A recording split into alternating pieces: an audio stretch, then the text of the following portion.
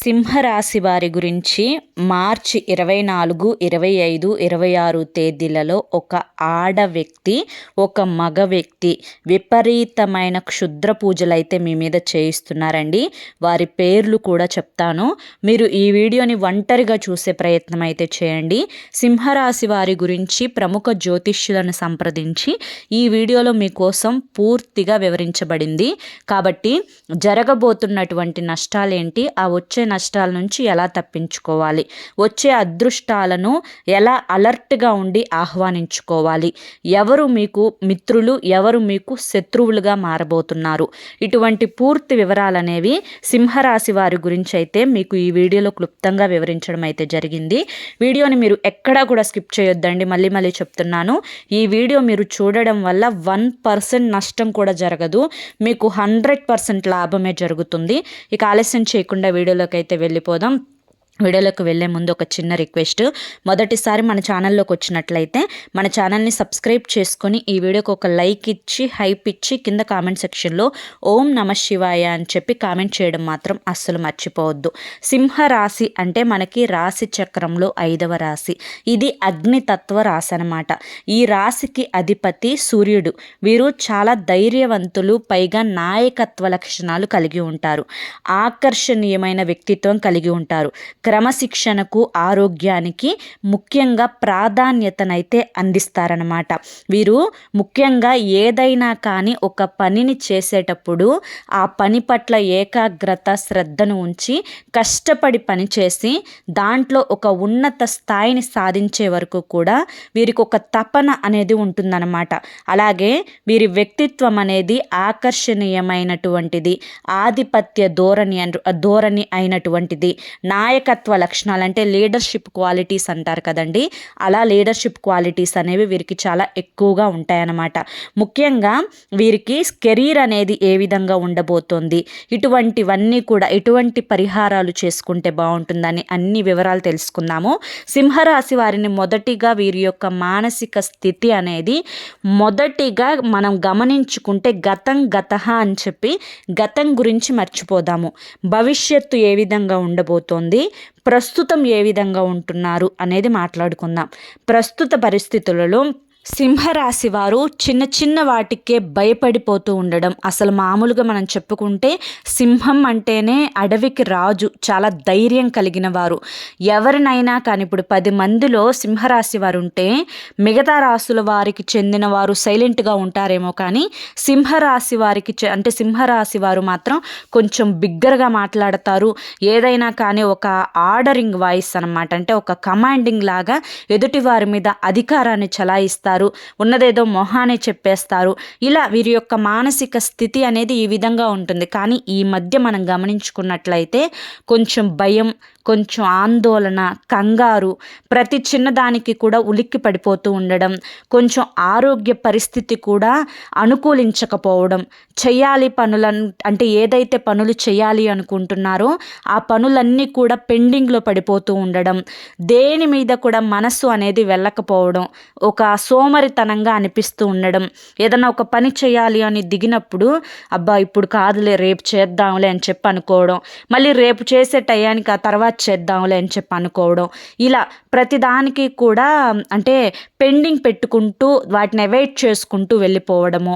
ఇలా వారి యొక్క మానసిక స్థితి గతంలో చూసుకున్నట్లయితే గతానికి ఇప్పుడు ప్రస్తుతానికి చాలా వరకు కూడా తేడా వచ్చింది. దీనివల్ల ఏంటి అంటే వీరికి ఆరోగ్య పరిస్థితి అనేది క్షీణించడం మొదలైంది. నిద్ర సరిగ్గా పట్టట్ల, అలాగే కొంచెం గ్యాస్ట్రిక్ ప్రాబ్లమ్స్ అనేది వస్తూ ఉండడం, పైగా చేతులు, కాళ్ళు తిమ్మిర్లు అనేది అనిపించడం, పడుకున్నా కూడా కాళ్ళు లాగేస్తూ ఉండడం, కంటి నరాలు అనేవి కొంచెం బలహీనపడిపోయి కళ్ళ గుడ్లు అనేది నొప్పులుగా అనిపించడం, కొంచెం మైగ్రేన్ తలనొప్పితోటి బాధపడటం, ఇవన్నీ కూడా ఎందుకు జరుగుతున్నాయి అంటే కనుక మీ మీద ఒక స్త్రీ, ఒక పురుషుడు క్షుద్ర పూజలు జరిపిస్తున్నారు. ఎవరు, ఎందుకు క్షుద్ర పూజలు జరిపిస్తున్నారు, దీనివల్ల వారు ఏం ఆశించబోతున్నారు, అసలు ఏం జరగబోతోంది అనేది నేను ఇప్పుడు మీకు చెప్తానండి. ఎందుకు అంటే కనుక ఈ మాట చెప్తుంది, ఇక్కడ ఇది మీ కుటుంబంలో వ్యక్తులు చేస్తున్నటువంటి కుట్ర. మీరు మీ యొక్క తెలివితేటలతోటి, మీకున్నటువంటి అనుభవంతో ప్రతి పనిని కూడా ఏదైనా ఒక రూపాయి అయినా కూడా పెద్దల నుంచి వచ్చింది పక్కన పెడితే ఎక్కువగా మీ కష్టార్జితంగా మీరు సంపాదించుకున్నటువంటి ఆస్తిపాస్తులు అనేవి మీకు ఎక్కువగా ఉండటం అనేది చూడలేకపోవడం, మీలో ఉండే ఆ యొక్క టాలెంట్ అనేది వారి దగ్గర లేకపోవడం వల్ల, అలాగే మీరు అందరితో మంచిగా మాట్లాడటం, నలుగురిలో మంచి పేరు తెచ్చుకోవడం, ప్రతిదానికి కూడా నలుగురు మీ పేరుని కలవరిస్తూ ఉండటం, ఇదంతా కూడా చూడలేకపోవడం, ఒక రకమైనటువంటి ఈర్ష్య, అసూయ, స్వార్థం, మిమ్మల్ని నాశనం చేయాలి అనే తపన అనేది వారిలో ఎక్కువగా ఉండటం వల్ల వారు ఇద్దరూ కూడా మీ మీద క్షుద్ర పూజలు చేయిస్తున్నారు. వారు ఏ దేవుడి గుడికి వెళ్ళినా, లేకపోతే వాళ్ళు ఏ జ్యోతిష్యులను సంప్రదించినా, లేకపోతే కనుక వారికి తెలిసినటువంటి సోది చెప్తాము అని చెప్పి ఆడవాళ్ళు ఎవరైతే ఇంటికి వస్తారో వారి ద్వారానైనా కానీ మీ యొక్క పతనం కోసం ఎటువంటి కార్యాలు చెయ్యాలో గుట్టు చప్పుడు కాకుండా పర్సనల్గా సీక్రెట్గా తెలుసుకొని వారు చెయ్యాలి అనుకున్నవన్నీ కూడా చేస్తున్నారన్నమాట. మీకు తెలియకుండానే మీ ఇంటి మీద అనేక రకాలైనటువంటి మంత్రాలు చదివినటువంటి నీటిని చల్లుతూ ఉన్నారు. ఈ విధంగా చేయడం వల్ల ఇంట్లో మనశ్శాంతి మీకు కోల్పోతుంది. భార్యాభర్తల మధ్య గొడవలు జరుగుతూ ఉన్నాయి. ఇందాక నేను చెప్పినట్లుగా ఆరోగ్యం క్షీణిస్తూ వస్తుంది. ముఖ్యంగా పిల్లలు కూడా చెప్పిన మాట వినకపోవడం, వారి దారి వారు చూసుకున్నట్లుగా మాట్లాడటం, పిల్లలు పెద్దలకు వ్యతిరేకంగా బిహేవ్ చేయడం, అలాగే చదువు మీద ధ్యాస తగ్గిపోవడం, చెడ్డదారి వైపు అడుగు పెట్టడం, ఇటువంటివన్నీ కూడా పిల్లల్లో ఈ మధ్యకాలంలో జరుగుతూ ఉన్నాయి. మొత్తం కుటుంబానికే నష్టం అనేది వాటిల్లబోతుందన్నమాట. దీనంతటికీ కూడా కారణం వారు మీ మీద పెట్టుకున్నటువంటి పగ. అలాగే నరుల దిష్టికి నల్లరాలు సైతం పగిలిపోతాయి అని చెప్పి అంటారు. అనంగా ఒక మాట తగులుతుంది అంటారు. మీరు ఎంత ధైర్యం కల్లవారైనా కానీ ఒక చిన్న కథ ఏంటి అంటే కనుక, నక్క సింహం దగ్గరికి వెళ్ళి, సింహం నువ్వు ఈ అడవికి రాజు కదా, నీలాంటి వాడే మరొకడు వచ్చి మా మీద పెత్తనం చెలాయిస్తున్నాడు, ఉంటే నువ్వే రాజుగా ఉండాలి అని చెప్పి మాయ మాటలు చెప్పి ఇంకో సింహం ఉందని చెప్పి ఆ నక్క బావి దగ్గరికి తీసుకొని వెళ్ళి ఆ బావిలో ఆ సింహపు నీడనే తనకి చూపించి మరొక సింహం ఉంది అని చెప్పి నమ్మించి ఆ యొక్క సింహం నాలాంటి రాజు ఇంకొకరు ఉండకూడదు అని చెప్పి భ్రమపడి తన నీడనే మరొక సింహం అనుకుని భావించి బావిలోకి దూకి చనిపోతుందన్నమాట. అంటే ఇక్కడ నక్క మాటలు సింహం నమ్మింది. అలా కొంతమంది మిమ్మల్ని ఎవరైతే మాయ చేసి మాటల్లో పెట్టి మిమ్మల్ని పతనం చేయాలి అని చెప్పి చూస్తూ ఉన్నారో అటువంటి వారి వల్ల కూడా మీకు ఈ నష్టాలన్నీ కూడా జరుగుతున్నాయి. ఇక్కడ క్షుద్ర పూజలు చేసిన, మంత్రించిన నీటిని చల్లిన, సోది వాళ్ళ చేత చేతబడులు చేపించిన, లేదంటే కనుక ఇంకా ఏదన్నా జరిపించినా కూడా, మంచైనా చెడైనా కూడా, దేనికైనా కూడా ఇక్కడ భగవంతుడు అనేవాడు ఒకడున్నారు. ఇక్కడ భగవంతుడు పుట్టించిన మానవులకే ఇన్ని తెలివితేటలుంటే మానవులకే ఇన్ని, అంటే ఇది కాకపోతే అది, అది కాకపోతే ఇది, అది కాకపోతే ఇంకొకటి అని చెప్పి ఒకటికి 10 ఆలోచనలు మనిషి చేయగలుగుతున్నారు. కానీ ఇక భగవంతుడికి ఎన్ని తెలివితేటలు ఉండాలి? ఇక్కడ మంచేంటి, చెడేంటి, న్యాయమేంటి, అన్యాయమేంటి, ధర్మం ఏంటి, ఎవరి వైపు మంచి ఉంది, ఎవరి వైపు చెడు ఉంది, ఇవన్నీ కూడా భగవంతుడు చూస్తూ ఉన్నాడు. అందుకే అంటారు ఎవరు వండుకున్న అన్నం వారే తింటారు అని చెప్పి. ఇక్కడ ఎవరు చేసుకున్న పాపాలు వారు అనుభవించక తప్పదు. ఎప్పుడైనా కానీ ఇది కలికాలంలో ఈ జన్మలో చేసుకున్నటువంటి పాపాలే ఈ జన్మలో అనుభవించి తీరాలి. కాబట్టి సింహరాశి వారు ఒక్కటే తెలుసుకోండి, మీరు ఇప్పుడు ఏ విధంగా అయితే ఉంటున్నారో అలాగే ఉండండి. మీ యొక్క మంచి మనసు అనేది ఏ విధంగా అయితే ఉందో అలాగే ఉండండి. కానీ మీ యొక్క మనసుకి తెలుసు ఎదుటి వారి యొక్క ఆ మనోభావాలను అంచనా వేయగలిగే తెలివితేటలు మీ దగ్గర ఉన్నాయి. ఎవరు మీకు మంచి చేస్తున్నారు, ఎవరు మీకు అన్యాయం చేస్తున్నారు, ఎవరు మీ పట్ల మంచి భావనతోటి ఉన్నారు, ఎవరు మీ పట్ల ఈర్ష్య భావనతోటి ఉన్నారు అనేది కూడా మీకు బాగా తెలుసు. కాబట్టి ఆ ఈర్ష్య భావనతోటి ఉండే వారితోటి మొహమాట పడకండి. ఎవరైనా మిమ్మల్ని పుల్లవిరుపుగా మాట్లాడినా, మీకు నష్టం చేసే విధంగా మాట్లాడినా, మీకు సొమ్ము పోయే విధంగా మాట్లాడినా, మీ మనస్సుని దెబ్బ కొట్టే విధంగా మాట్లాడినా వెంటనే గతంలో ఎంత ధైర్యంగా ఉన్నారో అంతే ధైర్యంగా సమాధానం చెప్పండి. ఇక్కడ నెగిటివిటీ వల్ల మీరు కొంచెం కుంగిన మాట వాస్తవమే, కానీ ఆ నెగిటివిటీని పోగొట్టుకోవడానికి మీరు ముఖ్యంగా చేయవలసింది ఏంటి అంటే, రోజు ఉదయాన్నే మీరు నిద్ర లెగిచిన తర్వాత ఆడవారైనా కానీ మగవారైనా కానీ మీకున్నటువంటి పనులు ఫాస్ట్గా ముగించుకొని సూర్యోదయానికల్లా కూడా చక్కగా మీరు స్నానం చేసేసి మీ రాశికి అధిపతి అయినటువంటి సూర్య భగవానుడికి రాగి చెంబులో కొంచెం కుంకుమ వేసి ఆ కుంకుమ నీటితోటి ఆర్జ్యాన్ని సమర్పించండి. ఎందుకంటే ఇలా చేయడం వల్ల మనకి ప్రత్యక్ష దేవుడు ఎవరు అంటే సూర్య భగవానుడు. ఆ సూర్యుడు శక్తి అనేది మీలోకి అంటే ప్రవేశించి మీ యొక్క శరీరం అనేది వజ్రంలా మెరవటానికి, మీకున్నటువంటి అనారోగ్య సమస్యలన్నీ కూడా దూరం అయిపోవడానికి, మీరు చేసే పనుల్లో రోజంతా ఎటువంటి ఆటంకాలు లేకుండా ఆ పనులన్నీ కూడా సకాలంలో ముగిసిపోవడానికి, అలాగే రోజంతా కూడా సంతోషంగా ఆనందంగా ఆరోగ్యంగా ఉండడానికి మీరు మొదట చేసే ఈ యొక్క సూర్యునికి నమస్కారం చేసుకోవడం, ఆర్జ్యం సమర్పించుకోవడం మీకు ఎంతో ఉత్తమ ఫలితాలను ఇస్తుంది. మీరు కొన్ని రోజులు ఈ పని చేసి చూడండి, మీ జీవితంలో మీరు అద్భుతాన్ని చూస్తారనమాట. ఇక తర్వాత మీరు చేయవలసింది ఏంటి అంటే కనుక, మీరు ఎవరైతే ఈ యొక్క స్త్రీ పురుషులు మీ మీద ఈ విధమైన పగను పెట్టుకొని ఉన్నారో వారి పేర్లు కూడా నేను ఇప్పుడు చెప్తాను. అక్షరాలు వచ్చేసి ఒకటి హెచ్ అనే అక్షరంతో స్టార్ట్ అవుతుందన్నమాట. ఆ హెచ్ అనే అక్షరం ఉన్న స్త్రీ, తర్వాత వచ్చేసి పురుషుడు వచ్చేసి పి అనే అక్షరంతో స్టార్ట్ అవుతుంది. ఆ పి అనే అక్షరం ఉన్న వ్యక్తి వచ్చేసి పురుషుడు అనమాట.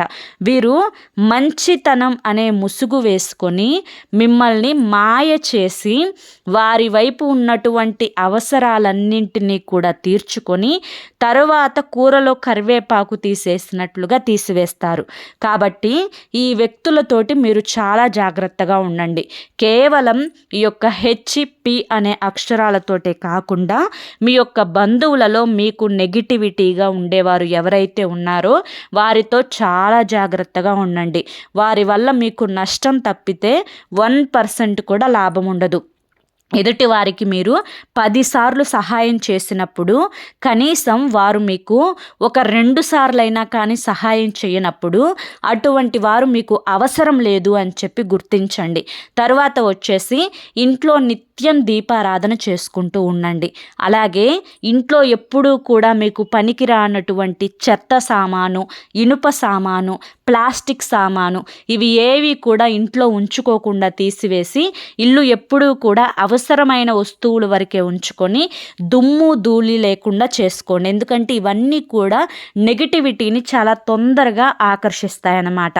ప్రతి శుక్రవారం కూడా సంధ్యా సమయంలో లక్ష్మీదేవికి ఆవు నేతితోటి దీపారాధన చేయడం వల్ల లక్ష్మీదేవి యొక్క అనుగ్రహంతో మీ యొక్క పనులు ఏవైతే పెండింగ్ ఉన్నాయో అవన్నీ కూడా జరిగి మీ యొక్క వ్యాపారాలలో మీకు సంబంధించినటువంటి లావాదేవీల వ్యవహారాలలో ఆర్థికంగా డబ్బు పరంగా చాలా చక్కగా కలిసి వచ్చే అవకాశం అయితే ఉంటుంది. అలాగే మీరు శుక్రగ్రహానికి గుర్తుంచుకొని శుక్రుడికి ప్రత్యేకమైనటువంటి పూజలు చేసుకుంటే మీకు బాగా కలిసి వస్తుంది.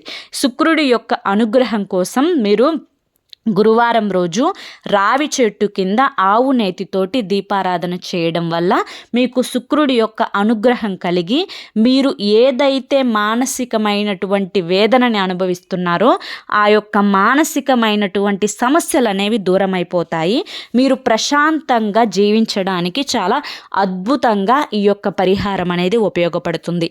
అలాగే గోమాతకు సేవ చేసుకోవడం, గోమాతకు పూజ చేసుకోవడం, గోమాతకు ఆహారం ఆహారాన్ని తినిపించుకోవడం, ప్రతి శనివారం కాకపోయినా నెలలో ఒక్క శనివారం అయినా కానీ వెంకటేశ్వర స్వామి దేవాలయానికి వెళ్ళి తులసి మాలను సమర్పించడం, అలాగే రావి చెట్టు కింద ప్రత్యేకంగా శనివారం పూట కూడా ఆవు నేతితోటి దీపారాధన వెలిగించుకోవడం వల్ల కూడా మీకున్నటువంటి సమస్యలు చాలా వరకు కూడా తగ్గుతాయి. అలాగే మీరు ఏదైనా కానీ ఏ పని మీదైనా కానీ చిన్నదైనా పెద్దదైనా కానీ బయటకు వెళ్ళేటప్పుడు నుదుటున సింధూరాన్ని కానీ అమ్మవారి యొక్క శక్తి కుంకుమను కానీ పెట్టుకొని వెళ్ళే ప్రయత్నం చేయండి. దీనివల్ల ఎవరి యొక్క నరదిష్టి నరఘోష అనేవి మిమ్మల్ని తాకకుండా ఆ యొక్క సింధూరం కుంకుమ అనేవి కాపాడతాయన్నమాట. అలాగే ఇంటికి వచ్చేటప్పుడు ఖచ్చితంగా లోపలికి వచ్చేటప్పుడు కాళ్ళు చేతులు మొహము కడుక్కొని లోపలికి రండి. ముఖ్యంగా మీరు పొలిమేర దాటి బయటకు వెళ్ళేటప్పుడు ఒక నిమ్మకాయను పచ్చి నిమ్మకాయను జేబులో పెట్టుకొని బయటకు వెళ్ళండి. మళ్ళీ ఇంటికి వచ్చిన తర్వాత అదే నిమ్మకాయతోటి తలపై భాగంలో ఎడమ చేతి వైపు 3 సార్లు కుడి చేతి వైపు 3 సార్లు తిప్పివేసుకొని ఆ నిమ్మకాయను దూరంగా విసిరి పడేసేసి తర్వాత కాళ్ళు చేతులు మొహము కడుక్కొని లోపలికి వచ్చే ప్రయత్నం అయితే చేయండి. అలాగే మీరు గుర్తుంచుకొని ఇంకొక పని చేయాలన్నమాట. శివాలయానికి వెళ్ళినప్పుడు రావి చెట్టు కింద నాగదేవతల యొక్క విగ్రహాలు ఉంటాయి. ఆ నాగదేవతల యొక్క విగ్రహాలకి ఆవు పాలతోటి అభిషేకం చేసి పసుపు కుంకుమ పూలతోటి పూజించి తరువాత ఒక తెల్ల జిల్లేడాకు తీసుకొని ఆకు మీద కొంచెం కుంకుమను పెట్టి తరువాత ఒక చిన్న బెల్లం ముక్కను పెట్టి నమస్కరించుకోండి. దీనివల్ల మీకు ఏవైతే సర్పదోషాలు ఉన్నాయో కుజదోషాలు ఉన్నాయో ఆ దోషాలన్నీ కూడా పూర్తిగా తొలగిపోతాయన్నమాట. అలాగే మీ మీద ఎవరైతే పగతోటి రగిలిపోతూ ఉన్నారో వారి దగ్గరికి మాత్రం వెళ్ళేటప్పుడు చాలా జాగ్రత్తగా ఉండండి. మీరు ప్రత్యేకంగా రెడీ అయ్యి ఎదుటి వారికి అట్రాక్షన్గా ఉండేటట్లుగా రెడీ అయ్యి ఇలా చేయకుండా సింపుల్గా ఉండే ప్రయత్నం చేయండి. నుదుటిన సింధూరం ఖచ్చితంగా పెట్టుకోండి. అలాగే ముఖ్యంగా ఈ యొక్క 3 రోజుల్లో కూడా మీకు ఎటువంటి ఇబ్బందులు ఉండవండి. చేసే పనుల్లో చక్కగా కలుసుబాటుతనం అనేది ఉంటుంది. చక్కగా మీరు చేసుకున్న పనులు ఏవైతే ఉంటాయో వాటి యందు కొంచెం కష్టపడండి. కష్టే ఫలి అన్న మాటను గుర్తుంచుకోండి. ఈ యొక్క 3 రోజుల్లో కొంచెం ఖర్చులు అనవసరంగా చేస్తూ ఉంటారనమాట. అనవసరమైన ఖర్చులు తగ్గించుకోవడం కోసం మనసును నిలకడగా ఉంచుకునే ప్రయత్నం చేయండి. మీకు కావాల్సిన దానికోసమే ఖర్చు పెట్టండి తప్ప మీకు అవసరం లేని దాని జోలి వెళ్లకుండా ఉండే ప్రయత్నం అయితే చేయండి. అలాగే ముఖ్యంగా గుర్తుంచుకొని విద్యార్థులు ఎవరైతే ఉన్నారో ఇప్పుడు పరీక్షల సమయం కూడా జరుగుతూ ఉంది. 10వ తరగతి పరీక్షలు రాస్తూ ఉన్నారు కొంతమంది పిల్లలు. కొంతమందికి పరీక్షలు అయిపోయి టెన్షన్గా ఈ యొక్క ఫలితాల కోసం ఎదురు చూస్తూ ఉన్నారు. సింహరాశి వారికి చెందిన విద్యార్థులు అంటే ఆల్రెడీ ఎగ్జామ్స్ రాసిన వారికి అనుకూలమైనట్లుగానే స్కోర్ అయితే వస్తుందన్నమాట. దాని గురించి ఎటువంటి టెన్షన్ లేదు. రాస్తున్న వాళ్ళకి మంచిగా ఈజీగానే ఉంటాయి. పేపర్లు కూడా వాళ్ళకి అనుకూలంగానే ఉన్నట్లుగా ఉంటుందన్నమాట. అంటే మార్కులు కూడా వారు ఎన్నైతే ఎక్స్పెక్ట్ చేస్తారో అన్నీ ఖచ్చితంగా వస్తాయి. ఇక ఎవరైతే రియల్ ఎస్టేట్ వారు, రాజకీయ రంగంలో ఉన్నవారు, సినీ రంగ పరిశ్రమల్లో ఉన్నవారు, ఇంకా ఏ ఇతర రంగాలలో ఉన్నవారికైనా కానీ ఈ 3 రోజులు ఎటువంటి ఇబ్బందులు అయితే ఉండవు. ప్రయాణం చేసేటప్పుడు మాత్రం చాలా జాగ్రత్తగా ఉండండి. రోడ్డు దాటేటప్పుడు చూసుకొని నిదానంగా రోడ్డు దాటండి. బైక్ నడిపే వాళ్ళు హెల్మెట్ పెట్టుకోండి. అలాగే ముఖ్యంగా బండి నడిపే వాళ్ళు హెల్మెట్ పెట్టుకోండి. కారు నడిపే వాళ్ళు సీట్ బెల్ట్ పెట్టుకునే ప్రయత్నం అయితే చేయండి. ఎప్పుడూ కూడా అమావాస్య రోజు ప్రయాణం చేయొద్దు. అమావాస్య రోజు ప్రయాణం చేయడం వల్ల చాలా రకాలైన ప్రమాదాలు జరిగే అవకాశం ఉంది మీకు. కాబట్టి అమావాస్య రోజు వీలైనంత వరకు ప్రయాణాలు ముఖ్యంగా రాత్రి సమయంలో చేయకుండా ఉండండి. ఇంటికి గుమ్మడికాయ ఖచ్చితంగా కట్టుకోండి. అలాగే ప్రతి అమావాస్య రోజు బూడిద గుమ్మడికాయతోటి ఇంటికి నరదిష్టిని ఆ నరదిష్టిని తీసివేయడానికి బూడిద గుమ్మడికాయ మీద హారతి బిళ్ళను వెలిగించి ఎడమ చేతి వైపు 3 సార్లు కుడి చేతి వైపు 3 సార్లు తిప్పేసేసి ఆ బూడిద గుమ్మడికాయని పగలకొట్టండి. అలాగే ఒక పచ్చి నిమ్మకాయను అడ్డంగా కాదండి నిలువుగా కోసి అమావాస్య రోజు గడపకి 2 పక్కలా పెట్టి ఆ నిమ్మబద్దల మీద కర్పూరాలు పెట్టి కర్పూరాలను వెలిగించి ఇంట్లో తలుపులన్నీ తీయండి. దీనివల్ల ఇంట్లో ఉండే ఆ నెగిటివిటీ అంతా కూడా పూర్తిగా బయటకు వెళ్ళిపోతుంది. ఇంట్లో నిత్యం దీపారాధన చేసుకోండి. శివాలయంలోకి వెళ్ళినప్పుడు శివలింగానికి ఆవు పాలతోటి అభిషేకం చేసుకోండి. ఇటువంటి పనులు చేసుకుంటూ ఉండి ఈ విధమైనటువంటి నియమాలను పాటించుకుంటూ ఉంటే ఎవరు ఎన్ని చేసినా కూడా మీ యొక్క గోటిని కూడా తాకలేవు అన్న విషయాన్ని అయితే మీరు ఖచ్చితంగా నమ్మి తీరాలి. అర్థమైంది కదా. మరి సింహరాశి వారికి ఈ వీడియో నచ్చింది అనుకుంటున్నాను. నచ్చింది అనిపిస్తే ఈ వీడియోకి ఒక లైక్ ఇవ్వండి. లైక్ ఇచ్చిన వెంటనే హైప్ అని వస్తుంది, హైప్ ఇవ్వండి.